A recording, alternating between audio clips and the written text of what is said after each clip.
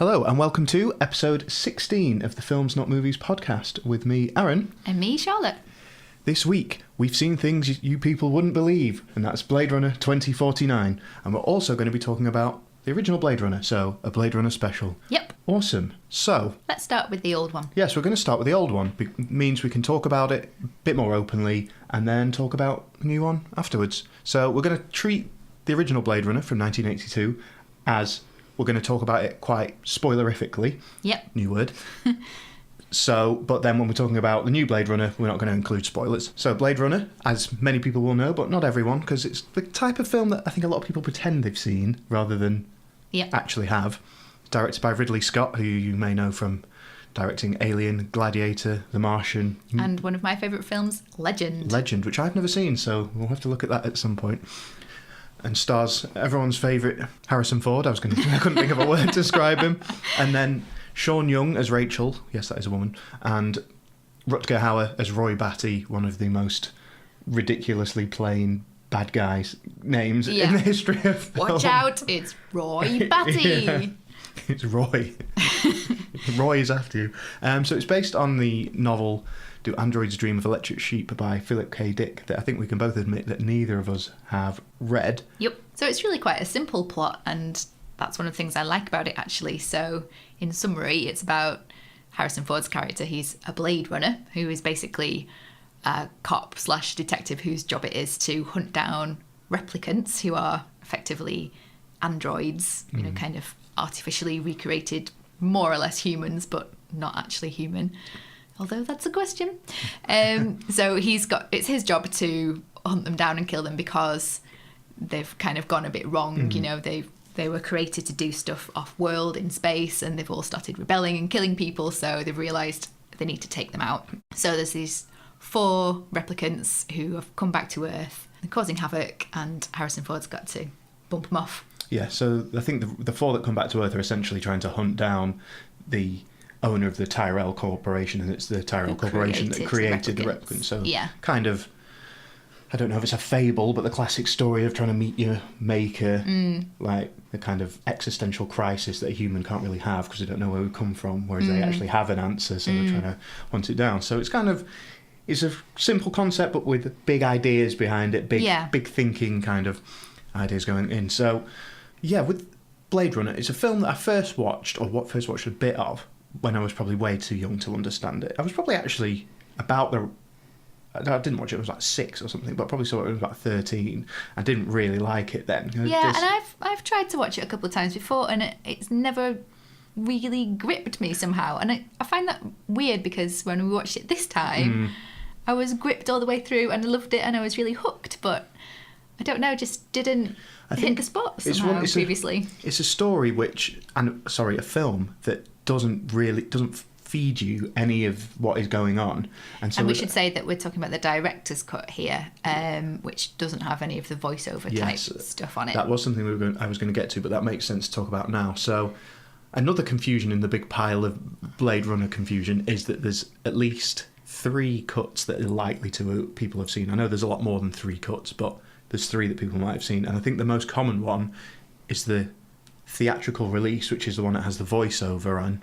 And they were worried it was going to be too confusing for people, so they kind of dumbed it down a little bit by putting this Harrison Ford voiceover of what he's thinking and what's going on. Which makes it seem a lot more kind of like a film noir kind of detective in a monologue thing, which I don't think works at all. So we've seen we're talking about the version without that. It's the remastered version, so the effects are a bit nicer. It kind of all scans a lot better from start to finish. Scott really wanted it to be. Exactly. With the benefit of hindsight as well. With the benefit of hindsight, yeah. I think it was about 15 years later that he put together, maybe 10 years later that he put together that cut. So that's the version we're talking about. So, but I think when I first saw it, I really can't remember, mainly because I think I just didn't watch it properly when I first watched it, which version it was, but it must have been the theatrical cut with the voiceover. But I just found it very slow, very impenetrable. I didn't understand what on earth was going on with it. Yeah, but this time, I kind of felt the same the previous times that I watched it. I just didn't really absorb it, whereas this time,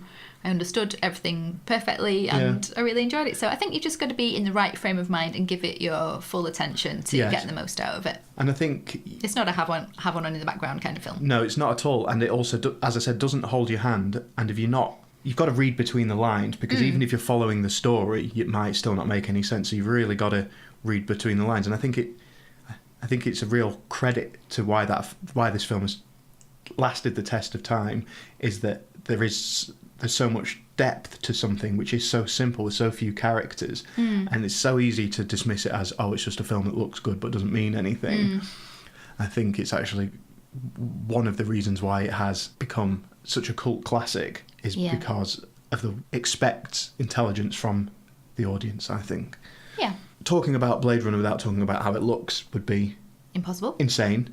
The original still looks great. I know we've watched the enhanced version, but it's kind of the gritty, real effects of it. The fact that it's all hand-built, not really any computer effects in it. Yeah, we've also watched the very long making-of documentary that accompanies the director's cut on the and it is pure art that goes into making these cityscapes and these unusual buildings and things, and the practical effects that are involved. You can see the craftsmanship on the screen rather than just... I'm sure CG they could have made look amazing, but the fact that you know that stuff was all really there, even if it was made out of paper mache and stuff, it definitely gives it a charm. And it doesn't look... seems more real, because obviously it's said in the near future, well, now past, is it? Or in a couple of years it's actually 2019. 2019. But I think it's probably like those old Star Wars ones, when it's a puppet, not CG. It just feels more real. Yeah. Even though it's futuristic and, all kinds of crazy buildings and places, just doesn't have that removed feel that some sci-fi, really glossy sci-fi films have. But at the same time, it's an absolute visual feast. It's stunning. The colours... it's a very dark film, but then you can't think about that film without thinking of gold and yellows and electric blues and dark pinks and stuff, all those kind of... because it's nearly all shot at night and in the rain and the smoke everywhere. And, we watched the documentary, and that's basically because they didn't have the budget to make it look super sleek and glossy, and they were kind of smoke and mirror techniques to make it still look cool despite the lack of effects budget, and it really works. Yeah, and it also really helps because it is this dystopian sci-fi film, which I don't know at the time whether that was a common theme in sci-fi films, but I'm assuming it wasn't. That kind of aesthetic looks great when it is all in the dark. It's gloomy. It kind of makes you think of what big cityscape looks like now when you're right in the hustle and bustle. It's LA, isn't it? Yeah, it's LA, and it has all these Eastern influences on it as well. I can actually imagine it seeming quite a terrifying vision of the future, which... At the time it came out, and now it's... I wouldn't say the world is quite like that, but in some of the dingiest parts of big cities, it really can look like that. Yeah. And it's not just the look, that's amazing. There's some really standout performances in this film. Harrison Ford plays the lead role, Deckard, but he is not playing his usual kind of chirpy Jack the Lad. Swashbuckling. He's not a Han Solo or an Indy. No. But I think it suits his character really well because he's just dour and glum. A bit morose. Basically, how he's become in old age in real life is him then. So and he was supposed to be a bit pissed off on set as well with how long it was all taking, and maybe that comes through a little bit. But it's nice to see that side of him, really, playing it dead straight. The other performance that really stands out for me is Rutger Hauer, who is amazing as replicants, but he's kind of got this...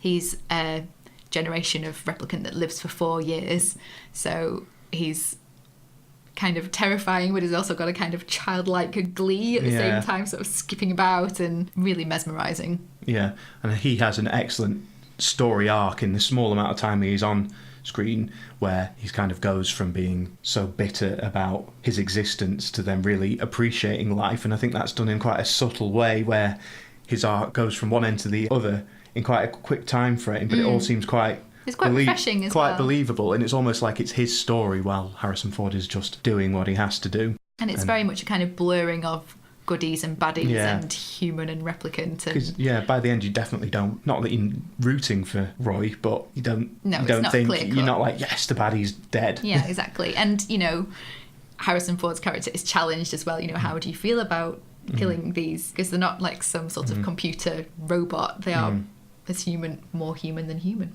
Yeah. So it's not easy to kill something like that. No. Harrison Ford's performance is definitely helped by the ambiguity about whether he is meant to be a replicant or not, and how the film treats that subject by basically being completely hands-off with it, apart from a few little references, and it doesn't give you anything. No, exactly. So it completely leaves it up to you. You get to the end and you think, well, could be. Don't know. He acts a bit like it, but everyone acts a bit weird in it. Yeah. And the character of Rachel, who is a replicant in it, you definitely see a bit more humanity from her than you do from Harrison Ford's character in it. Yeah, but she's also... But she acts very robotic in it. It's she's got a very cold character, and I feel like I love her character and I love her look, and Ridley Scott saw her and he said, she looks how I want Rachel to look. Yeah. And, you know, she's got this 1940s stylized look to her, and she's beautiful and cold. But I think that is part of its, maybe you could call it a mini weakness, that there is not a sort of the relationship between Rachel and Deckard. I think it's because it was cut down and it actually gets so little screen time to actually develop this relationship that it would be nice to have a little spark of warmth just briefly there, and that's not really there. But then I think that's partly from her character. But then that kind of makes me think again. It's just like, well, is this intentional? Because potentially both robotic. Yeah. It's fascinating because you start to think, oh, that's a weakness. I don't believe their relationships. It's like, well, is that the point? It's kind of it keeps me second guessing. It's probably from a film that I like so much and have watched since I kind of got over not really understanding it. In the last few times I've watched it, understood it and enjoyed it an awful lot more. Yeah. It's kind of, you can start over-analysing these parts. And it suits the rest of the film really, in the sort of bleak city that they're in. It's kind of flows through the whole thing. So we could probably talk about this all day. We'll very briefly talk about the soundtrack.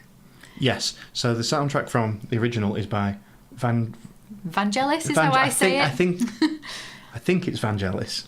Let's go with Vangelis? Might be Vangelis. I don't know.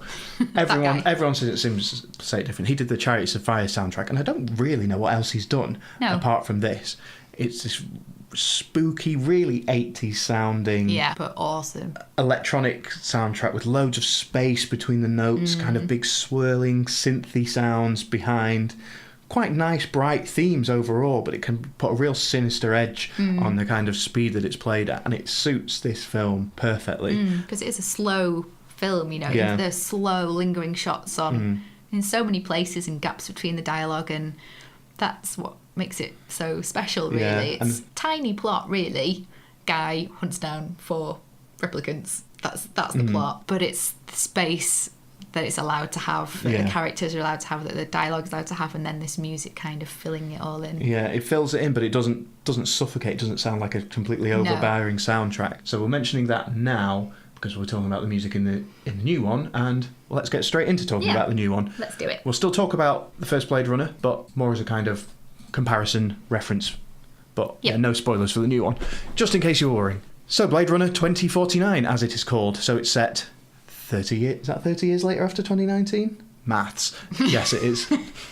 Directed by Denis Villeneuve, who, if you remember episode 1 of the Films Not Movies podcast, we talked about Arrival, which was a sci-fi film that we liked very much. Yep. He's also directed Sicario, and yes, he seems to be a name on the up, and I'm really glad that they went for someone other than Ridley Scott to direct the sequel, because this Denis Villeneuve is so visual and absolutely nailed quite an interesting sci-fi look in Arrival that I was very excited, and obviously the trailer for this showed a lot of the visuals off. So similar to the original Blade Runner, Harrison Ford returns as Deckard in this, but the main lad on town is Ryan Gosling, who plays the character K. He's a Blade Runner. He is a Blade Runner. But he is most definitely a replicant. Yes, he knows. Yes. That's not a spoiler, that's what he is. The first thing, and replicants serve a different role in society 30 years on. Because they've got new models which are more obedient, and their tests have got more rigorous to check whether they're going off the rails. So he is actually working for I don't know whether it's LAPD, but the police department. Police dudes. Yes, it's more socially acceptable to be a replicant, but not much. He's still looked down on by everyone else, but he's not murdered instantly for being one. Yeah, he's allowed to exist. Yeah, he's just about allowed to exist. But it's not a very happy life for him, because he's just kind of a slave to the system, effectively. Yeah, he's just hunting down other replicants, old versions, sent around the world to hunt them down. So the plot, in summary: Kay's discovery of a long-buried secret leads him to track down former Blade Runner Rick Deckard, who's been missing for 30 years.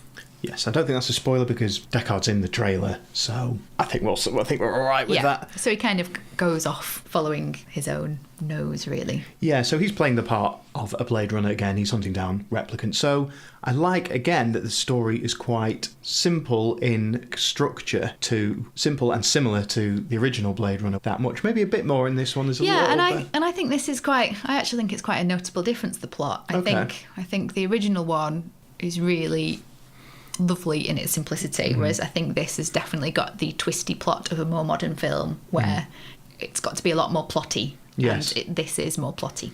It's more plotty, and there's more people talking about the plot, a bit of that Basil exposition explaining the plot, which I think maybe you're right, maybe it is a bit more required because there's a little bit more going on, but I think there's a few bits where I think it does hand-holding of the audience than it should be. Yeah. I think there are parts where they could miss out chats with the head of the LAPD or whatever. They could miss that out and you'd still understand what was going on. Yeah.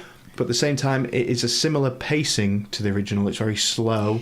Yeah, and they've given long. it that space again. Yeah. Very long stretches of dialogue with big spaces in between. But I just don't think it's got the beauty of the original one. I never thought in the original one, come on, get a wriggle on. Whereas occasionally I did have that feeling with this one. Okay, yeah. I mean, I think it's considerably longer in running time, and I think that's to give all these amazing shots, because one thing that I think the new one does have going for it is amazing visuals in quite a different way to the original, where it's clearly quite a lot of digital effects used, but I think they're used in quite a natural way. I don't feel like there's spaceships sticking out at you or anything. I think it's got this really nice I feel like you could pause nearly any scene from this film and it would look like something you could hang on the wall. Yeah. Which is quite a feat, really. I think the beautiful bits are really beautiful, but it's also a lot darker, this film. Like both literally the darkness on the screen and how gritty it is. The whole film feels bleaker, because obviously things haven't got better on this world. Everybody's moving off colony to get off the globe because it's a mess. So in that time, things have got much more bleak and it feels more dangerous and more violent than the first one. Yeah. To me. Yes, I think that's true. And I think, and despite how dark and bleak it is, I found it just as easy for me to get lost in the world. I found it a very watchable world where, despite the length of it, and I think this is where I didn't struggle with it as much. There's a few scenes that I did think went on a bit long, but not necessarily the ones where it's just a big panning shot of the world and nothing's going on. They're the bits that I really enjoyed, and I think it's a real triumph that they've managed to capture that at all, because it's something you absolutely take for granted with the original one, is that how great those scenes look, and that you can it makes sense to get rid of the voiceover in it so you can just concentrate on everything going on the screen around the characters. And it's the same here, and for them to do a sequel to this and not mess that up, I think is quite a triumph, because it could have easily been a total disaster. Yeah, it could. And they've really captured, as well as the darkness, which we talked about, they've really captured that saturated colour thing. I mean, there's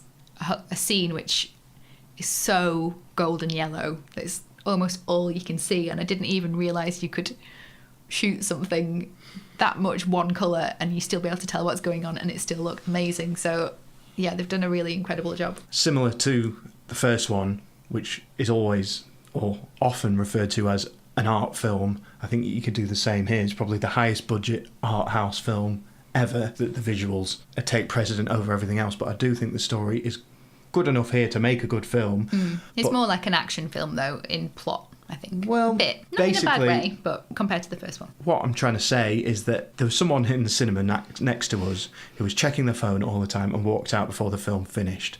So if you're expecting something that is going to be action every minute, blasting way through like a Star Wars film, it's just not going to happen. No, true. You're right. You need to know that you like the first Blade Runner, and I think it helps a lot to know the first Blade Runner film well. It doesn't mean you need to be a super geek, but just I think watch it again before you go in. It'll enhance your enjoyment tenfold because you'll know who the characters are. You'll remember where things were up to last time. Things kind of carry on, but in a 30 years later kind of way. Whereas if you go in, or you've not watched it for 5 years, or you don't know it that well, it's just going to make your life and the understanding of this film a bit tougher. Yeah. Yeah, I think it's a thinker. You need to fully immerse yourself in the world. And I think the more you give to it, the more you get back from it, which is not something you can say of a lot of films these days. So the lead character, who's a replicant, is played by Ryan Gosling, and he seems pretty well suited to this role. I mean, you and I have talked previously about how he does play the sort of cool, detached customer pretty well. If you saw Drive from a few years ago, he's not mute in that film, but he that could be an audition for him being a replicant in that film, because he's just completely straight-faced but purposeful and can act without really saying an awful lot, which I think is a good strength, and he fits the bill of being a replicant quite well. And not that he really looks visually similar to Harrison Ford, but kind of embodies a 30 years later playing another Blade Runner who needs to be cool as ice quite well, I think. Yeah, but he's also got that kind of, you do have empathy with him as well, because it's a fine line between replicant and human, and he's living alone and he hasn't got time for it's not like real life. He does his job and he has to obey, and the plot develops, but you do identify with him. He's not just completely, he's not a robot. And through Ryan Gosling's character, because he's a replicant, but also through nearly every character, the huge theme really is what it is to be human, and all the different variations of life. And obviously that was key to the first film. We've got these replicants jostling with what kind of life do they have, and do they have value. And then in this film it kind of takes that to another place as well. And as well as replicants, you've got these AIs who are being sold as sort of a companion. Really made me think of the film Her, where a guy has a relationship with an AI, because Ryan Gosling kind of has bought this product to keep him company. It's sort of a pretend girlfriend in virtual format, basically, and he sort of has a relationship with her. But then there's one scene with a replicant girl on the street where she's like, oh, okay, you don't like real girls, when he realises that she has an AI, but she's a replicant, and it's all different levels of life. And it's really interesting, and it does raise some questions. Definitely. It makes me think, are they using that as a kind of surrogate for similar to how things are in the real world, but in quite a detached kind of way? And it's quite fascinating how those characters interact on those different levels. It would be, again, easy for them to take that to the extreme and really not force it down your throat, but be, oh, why don't you treat us the same as whatever? It doesn't really do any of that. Everyone just has to coexist, and it's kind of an undertone that's bubbling away. Because the replicants obviously have this, more than a chip on a shoulder, like, we're not of as much value as a human life, and almost if only we were human, then we would be valued the same. And it's really interesting, because what does it even mean, really, if they feel the same and all the rest of it? So really interesting. Talking of characters and I guess replicants in general, I think one thing that the new Blade Runner doesn't have is a replicant character as strong as Roy Batty, as bad guy / redeemed good guy, however you want to look at him from the first one. I don't think there's a character as strong as that sticks out in this film, and I think it's a bit of a shame that they couldn't find that again. There is the character replicant called Love in the film, who to a degree plays that part, but don't think, and not that I want it to be an exact replica of that role, but I don't think it's quite as strong as I would have liked that character to be. Yeah, and the baddie role almost is played by Jared Leto, who plays Neander Wallace. Yes, Wallace. So the Wallace Corporation bought up or picked up where the Tyrell Corporation left off in the first film, and is the producer of not just replicants but AIs. And he's a sinister, creepy kind of guy, and I was a bit disappointed with him. Yeah, I think I didn't really like the casting of it. No, I think his performance just didn't hit the mark for me. I felt like someone who could have brought a bit more grandeur, a bit more threat, like they had a lot more years of experience and authority behind them. I think he just, even though he must be getting reasonably old now, he just still looks too young, and it was a really performance-y performance. Yeah, if that makes sense. Yeah, it just didn't hit the highs that I would have liked from it. And that character, I think it should have had a bit more light and shade, really. It really made me think of the character Snow in the Hunger Games. I kind of wanted him to be more like that, where sometimes he seems like a kindly grandfather, and then sometimes he seems like a murderous, terrifying person. Yeah, exactly. Whereas you just kind of he's just being... It seems a bit one-dimensional. Yeah. Yeah, I agree. So there were a few character and maybe not casting issues apart from that one. So there's a few little character problems in this film. And back to a point that we were talking about earlier, which is the music. I think, not that it lets it down in this film, but the music by this one is not by Vangelis again. It's by Benjamin Wallfisch and Hans Zimmer. I assume I'm saying the first of them right. I don't know the first guy's work, but obviously Hans Zimmer is a big name in... And I kind of think, does he actually write any music, or is it just like the franchise of Hans Zimmer at this point? Because he writes up the music for about 3,000 films a year. I don't understand. There must be other people, but I wouldn't say it's a classic recent Zimmer score, but it does have a lot of the big tonal sounds. It sacrifices more of the melody for atmospheric, synthy, big orchestral sounds, and they're a bit more electronic-y and futuristic in this one. And I think the music that is there fits, and I think it's used quite interestingly, where it's not sparingly used, but has more impact at big parts rather than it being a score all the way through or not much music at all. But I just don't think the themes that have been written for it are quite good enough they don't complement the quality of the visuals quite well enough, though I do think the most dramatic bits of it are so loud and abrasive that some parts work amazingly well, but just from a pure theme point of view, not quite up to scratch. I would have liked a little bit more of a theme, a little bit more light to go with the darkness, the big poppy tones, and it seemed like the theme and those big parps were happening at the same time. I can't think of what to call it. Hans's big parps. But they were fighting against each other at times, and I would have just liked, I wouldn't have minded if they'd picked it up a little bit more and echoed a little bit more of the Vangelis theme. But yeah. But I'm glad they didn't try and do the same thing. Yeah. Get someone in to do an 80s sounding synthy score. It wouldn't have worked at all. They had to go down this route, but I think they could have taken a few more chances trying to do something a little bit more unique with it. And it would have made it a bit more of an emotive film as well. Just a little bit more. Yeah. So, scores time. Start with the original. Yeah. And the director's cut. Yes. No, the final cut. The final cut. Okay, the final cut. I'm just going to jump straight to it. I'm going to give it a 4. Lovely stuff. I think it's really strong. And we had a real Blade Runner weekend this weekend just gone. We watched the original one, then we watched the new one, and then we watched the whole huge 3-hour documentary about the first one. And we kind of felt... Nerds. Yeah, had a big nerd off. And got really absorbed in it for the weekend. And it is... it's a really immersive film. Yeah. But the performances and the beauty and the simplicity of that first film really elevate it for me. Because I really enjoyed the second one, but I'm only going to give it a 3. Yeah. Because I think it had more weaknesses. I was a little bit annoyed by the twisty plot in places, even though I was worried it was going to get more messed up than it was, but that kind of still detracted from it for me. Yeah, just not as good, but still good. Excellent. So, yeah, the original 5-star classic for me. I came to it a bit later than a lot of my other favourite films in life, but that doesn't matter. It's hard to pinpoint exactly what it is, but it's just the feel of you can just be, like, almost imagine you're in the world. And I think more than most other films, I think the visual style and the concept of it stays with me for ages after every time that I watch it, and then I always leave it too long before watching it again, and I think the more times I watch it, the more I'm appreciating it. So while it's so fresh in the mind and I've enjoyed it as much as I did then, I'm going to give it 5 because... Oh, you make me think I should have given it 5.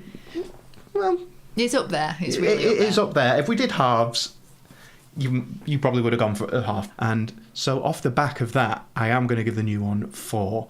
It might seem that we've panned it for the last half an hour, but it's only because it's nitpicking at the little things that don't compare compared to the original.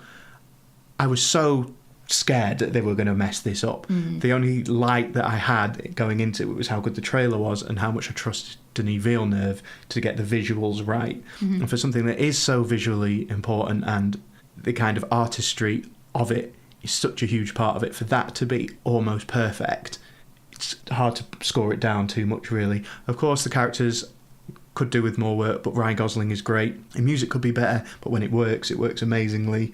When the story isn't perfect, but goes along, fits the pacing of the original film well, doesn't do it any disservices by taking any stupid twists which could have ruined the original, like some films do when they retroactively apply a story to the first one and it makes you think less of it. I don't think it does that either. So I think a solid 4 for me. It's long. If you don't like the original, you're not going to like this one, so don't even bother. But if you do, or you think, actually, I'm going to get into the old one, I think definitely watch the original first.